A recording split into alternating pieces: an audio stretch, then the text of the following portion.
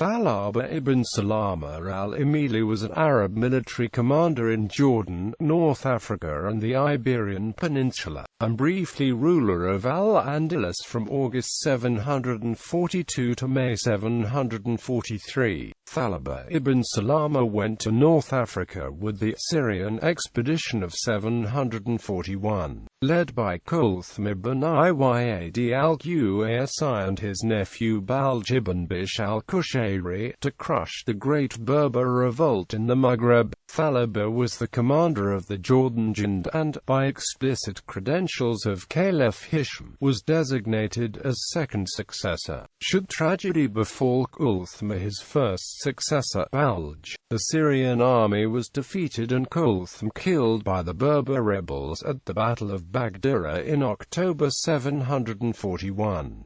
Balj ibn Bishr took what remained of the Syrian regiments, some 10,000 men, to Ceuta. After protracted negotiations with the Andalusian governor al-Malik ibn Qatan al-Fihri, Syrian forces were ferried over to al-Andalus in early 742. After defeating the Berber rebel armies in al-Andalus in the spring of 742, relations between the Andalusian governor and the Syrian commanders quickly broke down. The Syrian leader Balj ibn Bishr deposed and executed the old governor and declared himself the new ruler of al-Andalus, but rallied by the sons of the late governor, the Andalusi Arabs took up arms against the Syrian Junds. Although the Syrians crushed the Andalusians at the Battle of Aquaportura outside of Córdoba in August 742, the commander Balj ibn Bishr died the next day from battlefield wounds.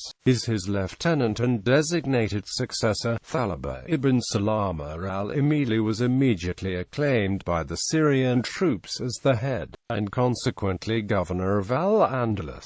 Thalaba ibn Salama was of Yemenite tribal stock, like most Andalusian Arabs, rather than the usual Qaside stock of the Syrians. Thalaba's authority did not extend much beyond Córdoba, where the Syrian regiments had hunkered down. Sometime in late 742 or early 743, Thalaba marched on to Mérida, an area of rebel activity, but soon found himself trapped with his small army in the citadel by the Andalusians. Calculating there was no escape, Andalusians carried the siege of Mérida in a leisurely fashion. The siege camp soon took on the character of a fair, attracting numerous onlookers and the families. But one early morning, when the besiegers were preparing for a much-anticipated festival, Thalaba launched an unexpected sally out of Mérida, and quickly overwhelmed the siege camp, taking as much as 10,000 prisoners, including many women and children. Thalaba marched his prisoners to Córdoba, where he is said to have sold many of the high-ranking Andalusian captives as discount-price slaves. But by this time, peace parties in both camps had already made appeals to Handala ibn Safwan al-Kalbi, the new governor in Ifriqiya, to settle the matter. In early 743, Handala dispatched his deputy Abu al-Khattar al-Husam ibn Dara al-Kalbi to resolve the quarrel.